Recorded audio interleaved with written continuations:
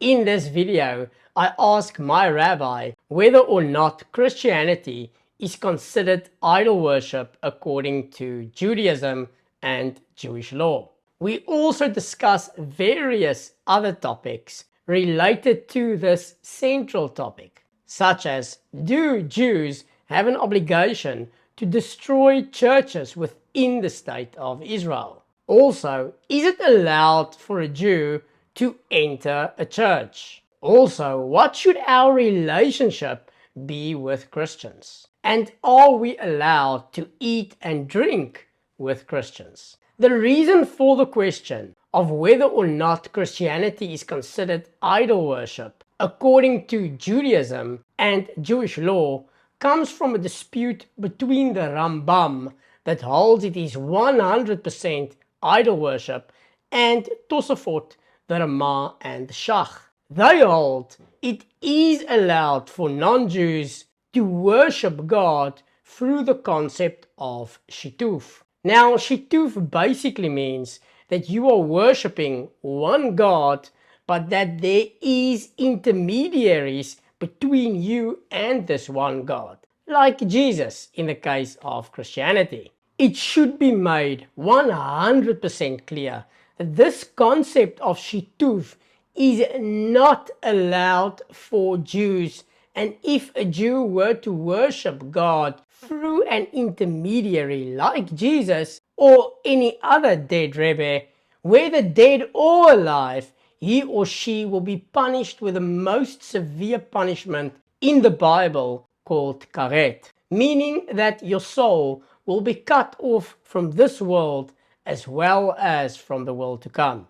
My rabbi is Rabbi Yitzchak Steinberg. He is the Rosh Beit Midrash of Eretz Chemda Ranana, Israel. He basically trains other rabbis to become rabbis. He is also a Levite, meaning he's a direct descendant of Moses from the Bible. His family, Baruch Hashem, has an unbroken chain of rabbis in each and every generation. Rabbi, can you please explain to my viewers whether or not Christianity is idol worship according to Judaism and Jewish law? So we've got an essay here written by Rav Herzog, who was the first chief rabbi of the state of Israel, the second chief rabbi of Israel, because the first was Rav Avram Yitzchak Cohen Kook, and after him, second was Rav Herzog, who was the first chief rabbi of the state of Israel, because the state was established while he was reigning as the chief rabbi.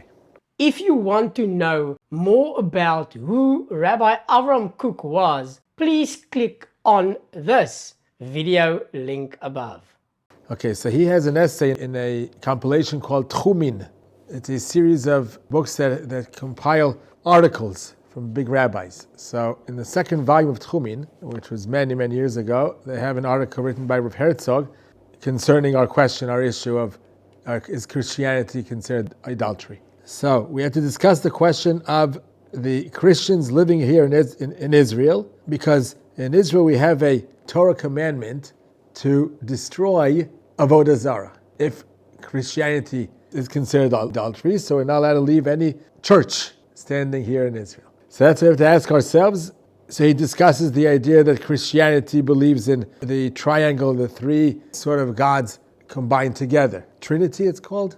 So he quotes from Rabbi Zev Wolf Halevi Baskovitz, who says, like the Rema, that Bnei Noach lo zaru ala shituf. Goyim are not restricted and weren't commanded not to worship a Trinity type belief, because it's the three of them are combined together as one, which is not considered idolatry. Of course, for Jews, this would be considered idolatry. It's just for Bnei Noach, just for Gentiles it isn't. Okay, that's according to the Rema.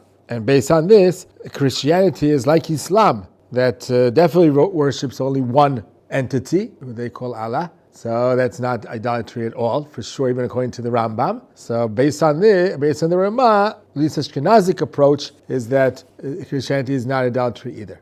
It would make sense that the Rambam holds that, same as for Jews, it is considered idolatry, even the shituf fashion, the Rambam would hold it's the same from Bnei Noach, because Bnei Noach were commanded to keep 7 mitzvos, right?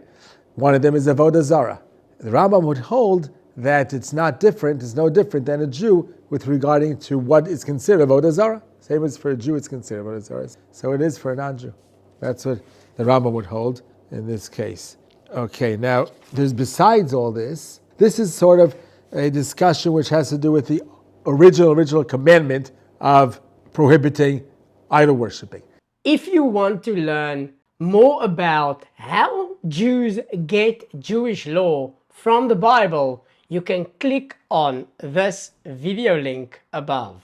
But besides that, after speaking of the origins of the sin, there's also the Meiri. The Meiri was one of the Rishonim, latter Rishonim, around 700 years ago he lived, and he holds that this whole essence of destroying and getting rid of any Avodah Zarah type fashion in Eretz Yisrael and Israel is only true for Goyim, Gentiles who were primitive and behaved cruelly towards Jews and would try to convince them to come to their worship as they do. But, says the Meiri, in his days already, about 700 years ago, where the Gentiles already became more pleasant, more forthcoming, they had better manners, nimuseihem, and their laws did not allow them within their circles to kill anyone and everyone.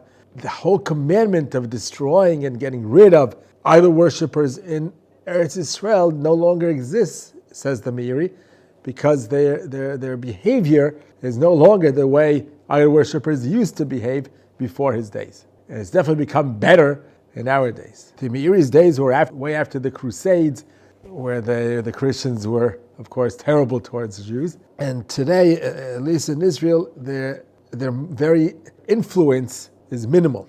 Okay, now another article written in Tchumin Chet, volume number 8, about this subject by Rav Shlomo Aviner. Rav Shlomo Aviner is still living today at 120, it's 120. He is one of the top leading rabbis of the religious Zionist world. He lives in Beit El, the Yeshuv Beit El, and he's a Rosh Yeshiva at Ateret Kohanim, which is a religious Zionist yeshiva in the Muslim Quarter.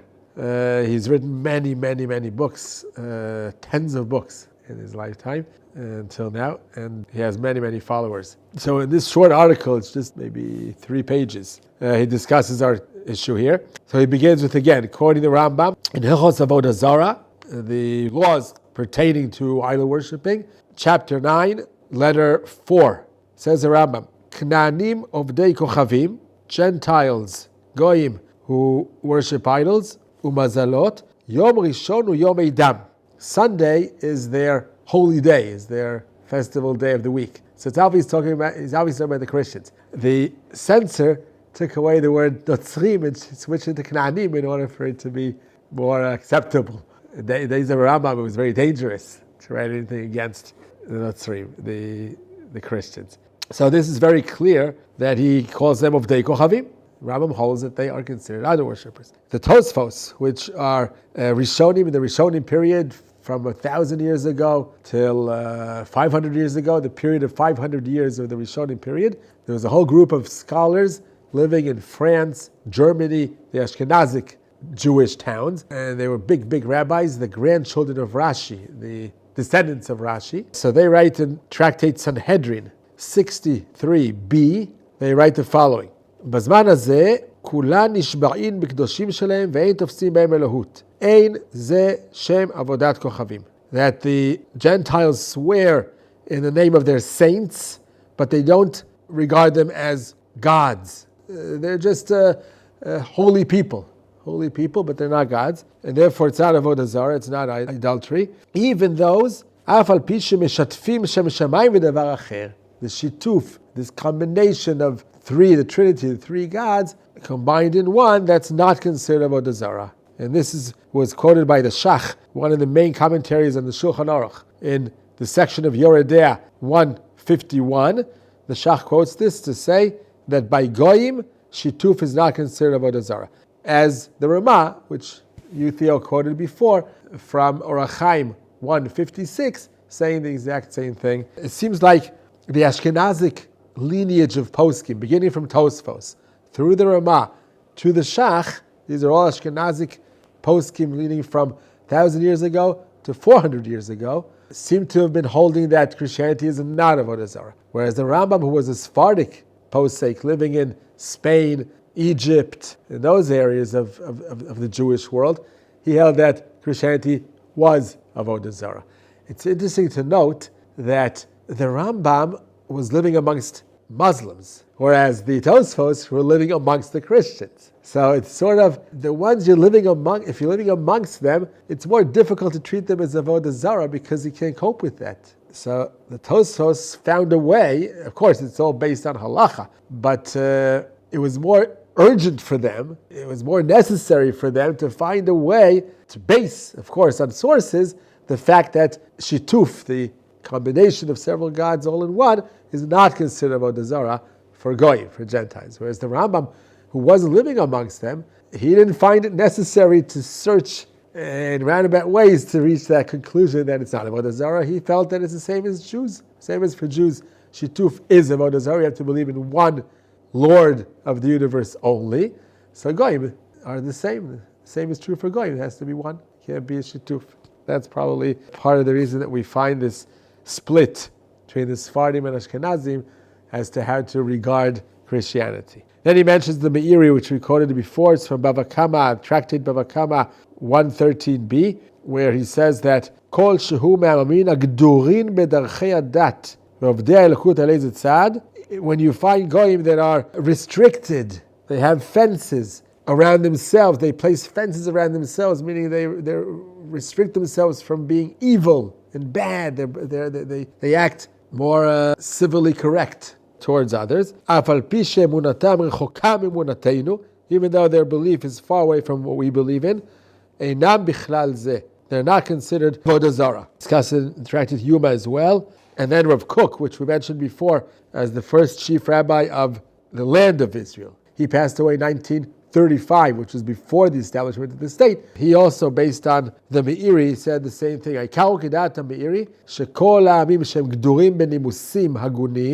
All those nations and Gentiles that have laws and rules to live their lives in a decent way, they're not barbaric and kill whoever comes in their way. If they're not behaving that way, ben adam lechavero, between human beings, they're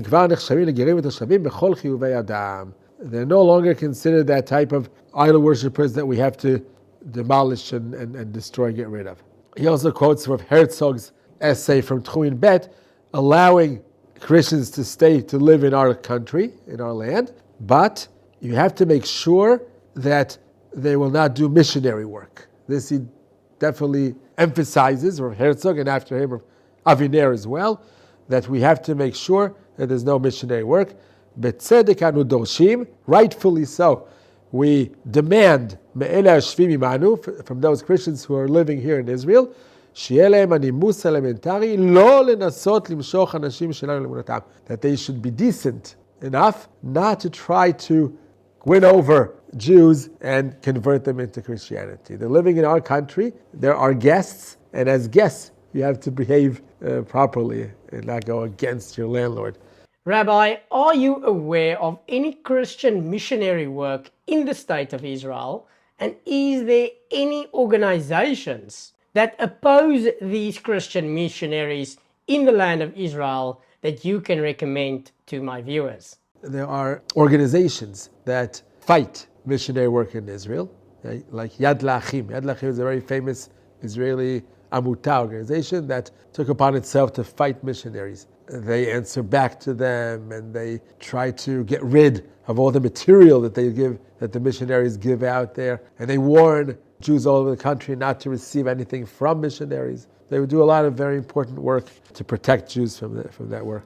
Now Aviner gets into the discussion of destroying and getting rid of churches in Israel. What about that? First of all, even if we were to follow the Rambam, who considers Christianity as idol worshipping, and therefore we would need to destroy any functioning church that has Christians praying in it and it's avodah zarah, so we can't leave it existing in our country. First of all, we have to know that there's a major difference between idol worshipping, actually in action, which if a Jew is forced to do so, he must give up his life. That's one of the 3 prohibitions that we give up our lives and not do it. Avodah zarah, gilui arayos, shfichus damim. Idol worshipping, adultery, and killing someone else, murdering someone else. Those 3, even if we're at gunshot, we can't do them.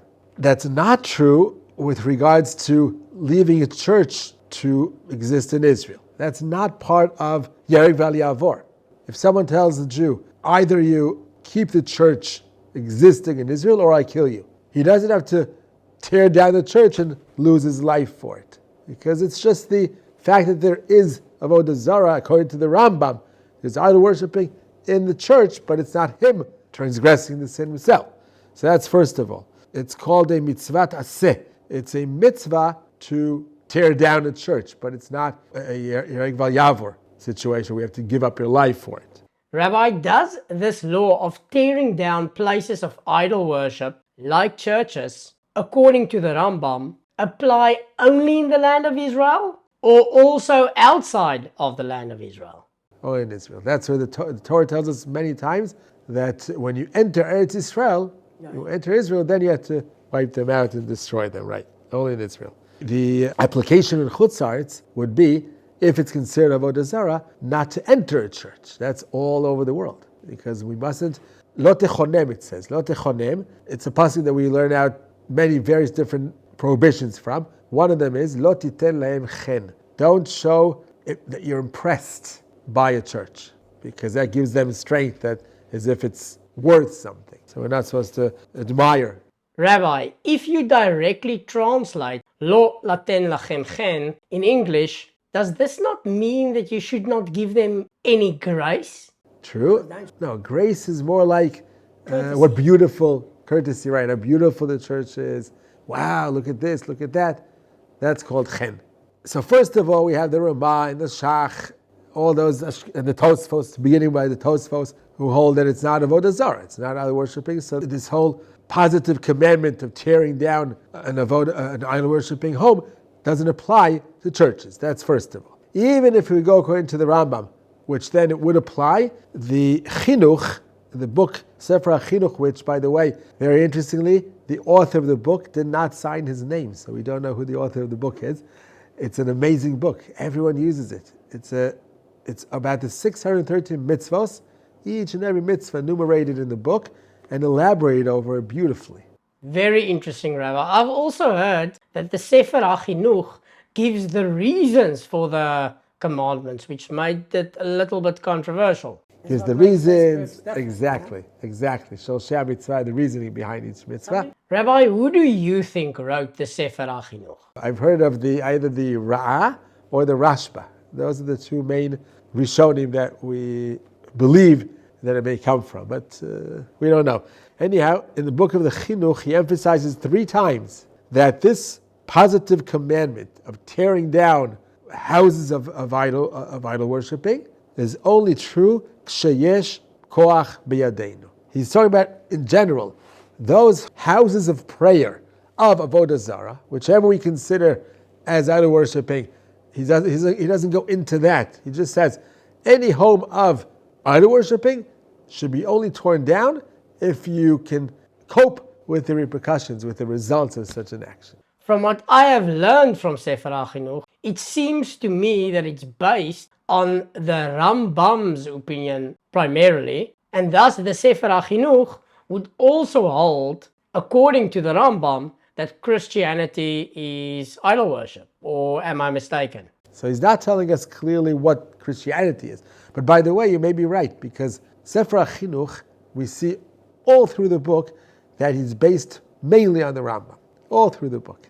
Many discussions he has shows that he's based on the Rambam and he follows Rambam's viewpoints about all kinds of things, so it makes sense that he would include Christianity. He says here, Rabbi Shlomo Aviner, based on this chinuch, that if someone would go, an extremist, would go and burn down a church in Eretz Israel, he, et nafsho yitzil, he may feel like $1 million. Wow, I did what Hashem wanted of me.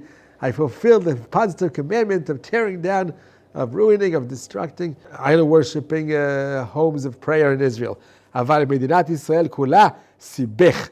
They'll get the whole country into trouble, and all the Jews around the world into trouble. So you mustn't even go and think of that direction. This isn't directly connected to idol worshipping, it's something more general. What should be our relationship with the Vatican and the Pope who heads the whole Catholic world? What should be our relationship with them? Should we despise them? Should we be okay with them? Should we have connections? What should it be?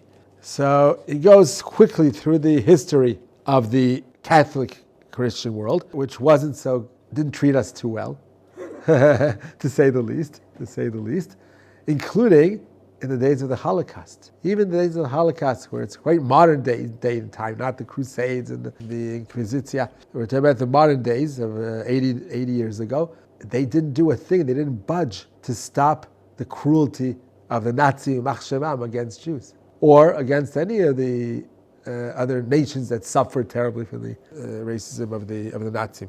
That shows that they didn't favor the Jews too much. They weren't loving. They didn't have much love towards us. Besides that, the popes of those days, tried their best to prevent the Jewish state from being established, because for them it's against their whole theological theory that the Jews are no longer the chosen nation. They were thrown away by Hashem. They became the chosen ones, and we should disappear and vanish in all the years of galut, of exile. And here suddenly we come back to our homeland. Suddenly their whole belief falls apart. They have to actually change a few lines or a few ideas in their religion, in their books, in their theology, because it went against all that they believed. So they tried stopping it. They started blocking us from coming back to our homeland. There was Paulus VI, who came to visit the Pope came to visit in Israel in 1964. And he wouldn't even go in, land in the normal place, Ben Gurion Airport, to enter Israel normally, because he didn't want to recognize the state of Israel. So he found a way to get in from a side route, taking him from a different side of the border into Israel, just that he shouldn't show as if he's recognizing the state of Israel. And the bravest one then, not to bow down to him and respect, give him tremendous respect, was Rabbi Yitzchak Nissim, who was then the Sephardic chief rabbi. Maybe I'm just thinking now, based on the Rambam, who was Sephardic and the Sephardic lineage goes after the Rambam, it could be that he really felt it's Avodah Zarah. So he had a worse time with him, so he wouldn't come to him. So he wouldn't meet with him. He says, if he wants to meet me, he should come to me, come to my office. Why should I go him? Why should I respect and go to him? So he was very brave about that, very strong-minded. But bottom line today, after all this has gone by, has passed, and they see there's nothing they can do about it. The Jews are back in their homeland. They have a very beautiful state they've built. We've built a beautiful state. We have so much flourishing and growing in all means. So they have to admit that we're existing, and we came back to live where we originally came from, and the Jewish religion is flourishing and growing. There's so much Torah being learned all over the world, but mainly in Israel, that they've sort of calmed down, they've watered down their anti towards Judaism. So now it seems like the relationships can be more positive, I would say. We still don't have to look up to them by any means. It's not that we should respect them more than we respect ourselves, but there's no reason to continue hating them or being opposed to them, because it won't lead us anywhere. We want to become the light upon the goyim all over the world, the all goyim. And in order to do that, we need to have influence. And to have influence, we need to have good relationships. So nowadays, it's more common to see big rabbis who meet with the popes, current popes of the last 2 years. It could be a Kiddush Hashem, actually, that a Jewish rabbi is respected by the Pope, because he wants to meet with him, and he wants to discuss things with him, and he wants to make mutual decisions and announcements between Christians and Jews. So it's coming to a situation where we're becoming more and more friendly towards each other, which means that we've won the battle. We've won the battle. They couldn't get rid of us. They now admit that we're equal to them. at least, if not better. The very last article in the series of Tchumin, this is volume 22 of Tchumin, which also discusses our question. Yeah, so they deal with the more difficult opinion out there to deal with is the Rambam's opinion, because we're trying our best now to base our attitude towards Christians on the Tosafot, the Rema, and the Shach, unlike the Rambam's opinion, which doesn't give us too much leeway to befriend them. So they want to check Rambam's opinion with regards to all this. So they quote a similar quote that we used before by Rav Aviner's article, Veda. This is quoted from the Rambam, Avodah Zarah, the halachos of idol worshipping, first chapter, letter 3. It's a different place than we quoted before. They quoted as a second quote, but the first quote comes from there. Veda, shezo Oma Notzrit, here it's mentioned by name, Oma Notzrit, Christian nation, hatoanim te'anat HaMashiach lechol shinuyei kitoteihem, all the different types of Christians, in those days, the cults and the groups, different groups of Christians, who believe in this Messiah that will return back to our world as Jesus, according to their belief, will return back. If you want to know why Jews don't believe that Jesus or Yeshua is the Messiah, you can click on this video link above. Kulam ovdei avodah zarah. Very clear. They're all various types of Christians are considered idol worshippers. He mentions the same thing in the short fashion in another place, where he says, "Anotzrim ovdei avodah zarah." And where we quoted from before, chapter 9, letter 4, appears over and over again. There's a very interesting letter he wrote, Igeret Teiman. He wrote a letter to the Yemenite Jews living in Yemen. In his day, in the days of the Rambam, they made contact with the Rambam because the Muslims, they were living amongst the Muslims tried to force the Jews there to convert to Islam. And they sent a letter to the Rambam to seek his help. What can they do to save themselves? Are they allowed to make believe that they're believing in the Islam just in order to save their skin, or do they have to give up their life and not accept Islam upon themselves? So the Rambam there, again, discusses Christianity besides Islam. He mentions Christianity as well. Yeshua Notzri, that's Jesus. In that letter that it's considered avodah zarah and idol worshipping, he just says that it's that Christianity did very nasty things towards Jews, and they completely distorted our Torah mitzvos. They completely changed for the worse all that we believe in. By the way, in that letter, it doesn't quote it from here, but in that letter he writes to the Jews living in Yemen that they mustn't accept, even by virtue of saying so and not believing in their hearts, Islam. They must run away. They must run away, because even though Islam is not considered avodah zarah, so you don't have to lose your life, but bishat hashmad, any small change, if non-Jews want to convert Jews into their belief and take them away from Judaism, then even if it's a slight change of custom even within the Jewish practice, we mustn't agree to do so and even die for it. When do we say only for 3 prohibitions of Avodah? That's when they just do it out of their own pleasure. They just want to see us do something wrong. Then we have to give up our lives only for those 3, but anything else we do what they ask of us and don't give up our lives. But if it's in the way of reversing our Judaism and changing us into a different belief, now we have to give up our lives for anything they want us to do. We mustn't agree to do anything against Judaism. So that's what he tells them in that famous letter, Igeret Teiman, to just run away, because otherwise they'll all die. So they describe the essence of Ovdei Avodah Zarah, those who worship idols, as 2 components.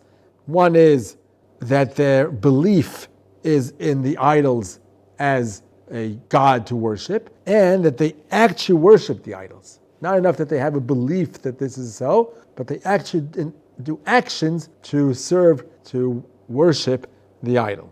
And both components appear in Christianity according to the Rambam. Their belief is of shituf, which is according to the Rambam, even for Gentiles considered idol worshipping, and they have ceremonies of worshipping what they believe as their God. In the meantime, it definitely should be considered avodah zarah. Okay, now they go into the discussion, what is exactly Christian belief? What do they believe in? So they say like this: Oto Aish, Jesus, is considered Ben Ha'el, the son of the God, that was born to Maria, without a father, by Ruach HaKodesh, by the Holy Spirit. And besides that, besides being a human being that was created miraculously, he then transformed into the Trinity, into one of the three components of the God itself. He himself transformed into Ashilush HaKadosh, the Trinity, the Father, the Son, and the Holy Spirit. That's their belief. Right, and that's what bothered the Rambam, that they created this Trinity and they made a human being become a God that they believe as a superpower. Part of the three gods that consist of who they believe as gods.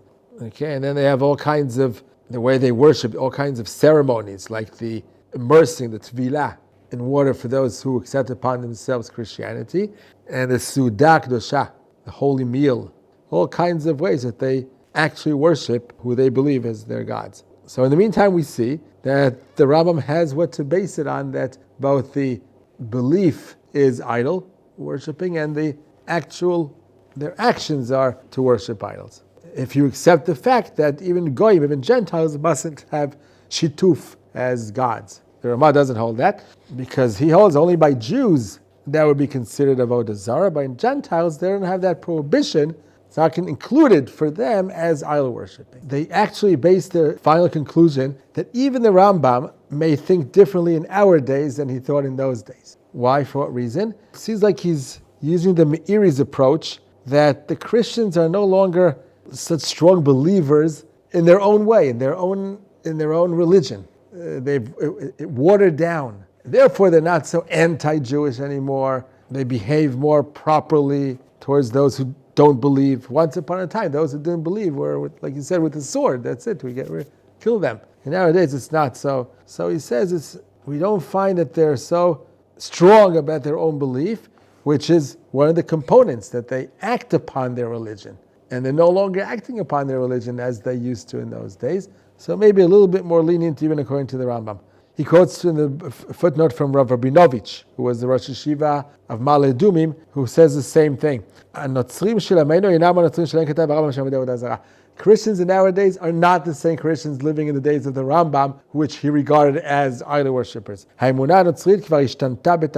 Their whole belief, their whole theological understanding and theory has changed tremendously since the days of the Rambam. Christians of those days. They're becoming more modern, like everyone has become more modern. The Islam, Judaism, it's all becoming more modern, and there are universal beliefs that many religions have taken upon themselves in this modern day and age, which waters down their pure belief as it was 1,000 years ago in the days of the Rambam. So it's much more lenient. Bottom line, I would say the following.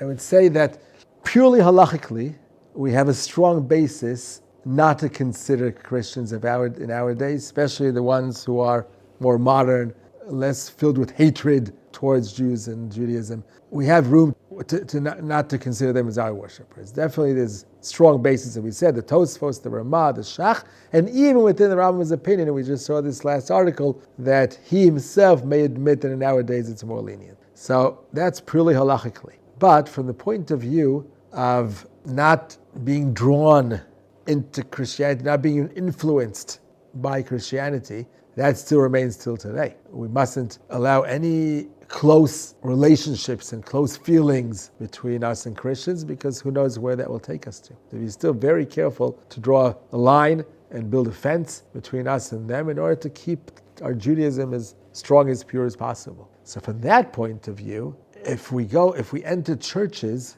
so that gives us, even without intending to be influenced, it influences us. It gives us like we respect something there. We see it as something special, something unique. We don't want that to happen. We don't want that to influence us in any way, even indirectly, without intending to it. I think that this is the attitude that religious Jews have taken, even in our days, not to enter churches anywhere, whether it's in Israel or in Chutz La'aretz, where there are all kinds of tours all over the world. We know religious Jews don't walk into a church by no means. That's a very strong custom, I would say. It may not be based purely on halachic stances, but it's a very powerful custom that we mustn't break, because it gives us that fence and that strong differentiation between us and them, and not there should be any influence.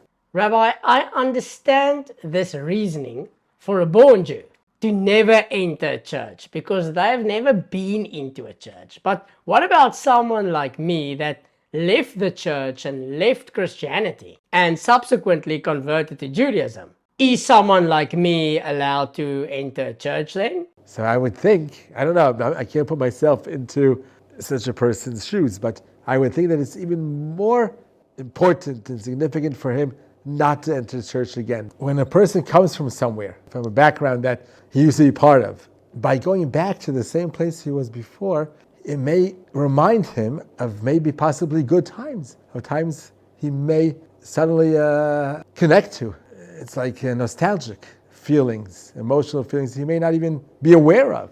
Suddenly some of the smell comes back to him, the sounds come back to him. He starts feeling, wow, this is something I've left, and maybe there is something to it. So I think it's even more dangerous for a person who was there once to stay away as far as he can from those origins that may remind him of good times. So I would think it's improper, definitely for such a person as well, to enter a church, and especially not when there are actual ceremonies taking place in the church. That's even worse, because that's when the prayers go on, and that's when we respect priests that run the ceremony, and that's when we feel something special going on in the church, and it may make us, feel respect towards it. So it's even worse to walk into a church while the ceremony is being held than if it's empty and you're just going in as a tourist to see the walls. Rabbi, so would it be allowed to go into a historic church then as a tourist? Or is this also not allowed? Which is also not allowed. At least as a strong custom, very strong custom, that religious Jews do not enter churches all over the world. Rabbi, can a Jew eat and drink with a non-Jew? Outside of the church, meaning Outside of the just church. a hall or a restaurant or whatever. No, that's okay. That's allowed, as long as you, of course, have strictly kosher food for yourself, obviously. And if you drink wine, so we know that wine mustn't be touched by a non-Jew while the bottle is open.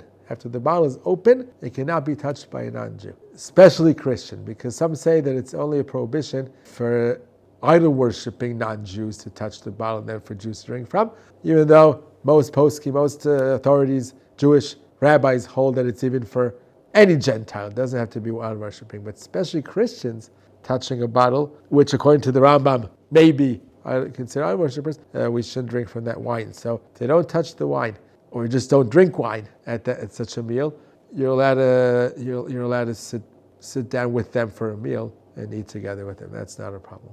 Thank you, Rabbi, for taking the time out of your busy schedule to explain this complex subject in such clarity with all the sources that you've provided. It's always a pleasure learning with you. Thanks so much. A while ago, I made a video of my rabbi's oldest daughter, Ateret, getting married, where I explained what happens at a Jewish wedding, with everything explained in English. You can watch that video here.